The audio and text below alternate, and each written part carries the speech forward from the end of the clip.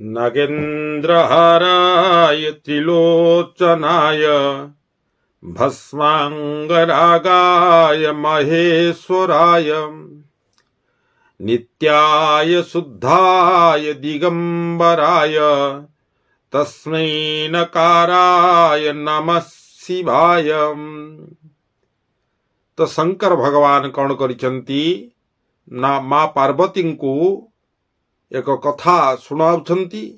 उक्त कथा पुष्पदंत मनुष्य जन्म पाई पृथ्वी रे रहिले एवं तांकर नाम होइगला बररुचि। केतेकंक निकट रे से कात्यायन नाम रे मध्य परिचित हेले।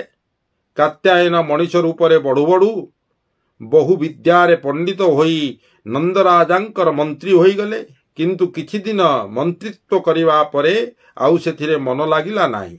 से मंत्रित्व छाड़ी चली गले विंध्यवासिनी देवींकर मंदिर को। देवी को दर्शन करी से सेठारे तपस्या बसिछंती। देवी तांकर घोर तपस्या संतुष्ट होई ताकू स्वप्न रे देखादेले। कहिले तू विंध्यराणी को जाई काणभूति सहित साक्षात कर। कात्यायनंकर निद भांगी गला। काणभूति जे अरण्य रे केउठी अछि ताहा तो से जानती नाही, तथापि विंध्यारण्य को गले तार देखा मिलिबा भाबी से विंध्यारण्य को चली गले। विंध्यारण्य किछि सामान्य अरण्य नुहे। ता भितरे बुलुथांती माळमाळ हिंस्र जंतु, पल पल मांकड़। तथापि से भितरे बुली बुली कात्यायन काणभूति को अनेक खोजिले। अरण्य भितरे केउठी पानी टोपाए भी पीबा को मिलिला नाही। क्लांत श्लांत होई चालू चालू दिने से जाई पहुंची गले गोटे विराट बरगछ पाखरे। से गछरे थांती अनेक पिशाच। काणभूति सबु पिशाचंकर राजा होई सेठारे रहिताए। फलरे काणभूति सहित कात्यायनंकर देखा होइगला। ता पाखरे बसु बसु कात्यायन पचारिले, तुम परी सदाचारी लोकंकर पुणी एपरी दशा किपरि हेला? एही स्नेह बोला कथा पदक शुणी देई काणभूति कहिला, सत कहूची देव, मु निजे ए विषय रे किछि जाने नाही। उज्जैनेर श्मशान रे जेउ शिव अछंती तांकरी मुहरु मु जहा शुणिछि सेही कथा कहूची शुणंतु। दिने देवी शिवं को पचारिले, आपण को नरमुंड एते भल लागे काहीकि? शिव कहिले, पूर्व काल रे प्रलय हेबारु पृथ्वी जेतेबळे जलमय होइगला सेतेबळे मु मो पिचा पोड़ी टोपाए रक्त जलरे पकाई देइथिली। रक्त टोपाक जलरे पड़ी डिंबरे परिणत होइगला। सेही डिंबरु परमात्मांकर जन्म हेले। पुणी सेहिथिरु ही मु प्रकृति को सृष्टि करिथिली। परमात्मा और प्रकृति मिसी अन्यान्य प्रजापति मान को जन्म देइथिले। कालक्रमे से ही परमात्मा पृथ्वी रे पितामह नाम रे ख्यात हेले एवं सकल चराचर सृष्टि करिछंती बोली परमात्मांकर मनरे बड़ गर्व हेला। तांकर गर्व देखी मु तांकर मुंड काटिदेली, किंतु काटी सिना देली हेले मनरे बड़ अनुताप जात हेला। कटा मुंडटी हाथरे धरी मु सेही दिनु कठिन व्रत पालन करबा को लागिली। सेही दिन श्मशान प्रति मोर मनरे ते अनुराग जात हो जाइछि। सुतरां ये समस्त जगत नरमुंड रूपरे मो हाथरे रहिछि।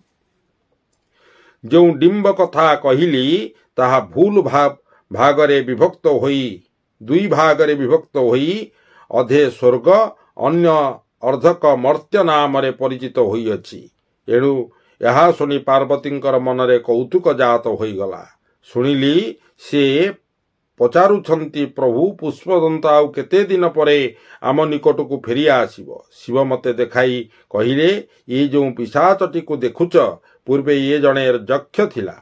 ये थिला धनपति कुबेरंकर अनुचर, किंतु कालक्रमे ये स्थूल शिरा नामक जणे राक्षस सहित मित्रता करी बसिला।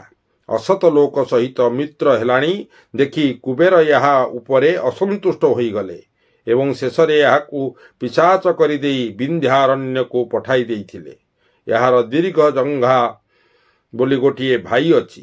କୁବେର ଏପରି ଦଣ୍ଡ ଦେଲେ ଦେଖି ସେ ବିଚରା ତାଙ୍କ ପାଦ ତଳେ ପଡ଼ି ପଚାରିଲା, ମୋ ଭାଇ କେବେ ସାପ ମୁକ୍ତ ହେବ? ନା କୁବେର କହିଲେ, ଆରେ ପୁଷ୍ପଦନ୍ତ ନାମକ ଜଣେ ଗଣ ଅଭିଶାପ ପାଇ ପୃଥିବୀରେ ଜନ୍ମ ହେବ। ତା ଭାଇ ଯଦି ତାଙ୍କରି ମୁହଁରୁ ଶିବ କହିଥିବା ଅଭିନବ କଥା ଶୁଣି ମାଲ୍ୟବାନ ବୋଲି ଆଉ ଜଣେ ଶାପଗ୍ରସ୍ତ ଗଣକୁ ତାହା ଶୁଣାଇ ଦେବ, ତେବେ ଯାଇ ସେହି 2 ଜଣଙ୍କର ସହିତ ତୋ ଭାଇ ମଧ୍ୟ ଶାପମୁକ୍ତ ହୋଇଯିବ। ତୁମର ବୋଧ ହୁଏ ମନେ ଥିବ, ପୁଷ୍ପଦନ୍ତଙ୍କୁ ମଧ୍ୟ ତୁମେ ଠିକ୍ ଏହିଭଳି ଏକ ସତ୍ୟ ଦେଇଛ। ଶିବଙ୍କ ମୁହଁରୁ ଏତକ ଶୁଣି ଦେଇ ମୋତେ ବଡ଼ ଆନନ୍ଦ ଲାଗିଲା। ପୁଷ୍ପଦନ୍ତ କେବେ ଆସି ମୋତେ ସେହି ଅଭିନବ କଥା ଶୁଣାଇବେ ବୋଲି ମୁଁ ଆସି ସେହି ଦିନ ଏଠାରେ ଅପେକ୍ଷା କରିଅଛି। କାଣଭୂତିଠାରୁ ଏ କଥା ଶୁଣି ବରରୁଚିଙ୍କର ପୂର୍ବ କଥା ମନେ ପଡ଼ିଗଲା। ଶୋଇଥିବା ଲୋକ ହଠାତ୍ ଚେଇଁ ଉଠିଲେ ଯେପରି ହୁଏ, ସେପରି ହୋଇ କହିଲେ, ଆହେ, ମୁଁ ହିଁ ସେହି ପୁଷ୍ପଦନ୍ତ। ମୁଁ ସେହି ଅଭିନବ କଥା କହୁଛି ଶୁଣ। ଏହା କହି କାହାଣୀ ଆରମ୍ଭ କରିଦେଲେ। ତାହା 7 ଲକ୍ଷ ଶୁଳ୍କ ବିଶିଷ୍ଟ 7ଟି ଭାଗରେ ବିଭକ୍ତ। ସେହି ଅଦ୍ଭୁତ କଥା ଶୁଣି କାଣଭୂତି ଆନନ୍ଦ ଗଦଗଦ ହୋଇଗଲା। ଧନ୍ୟ ଧନ୍ୟ କହି ସେ ବରରୁଚିଙ୍କର 2 ପାଦ ଧରି ପକାଇଲା।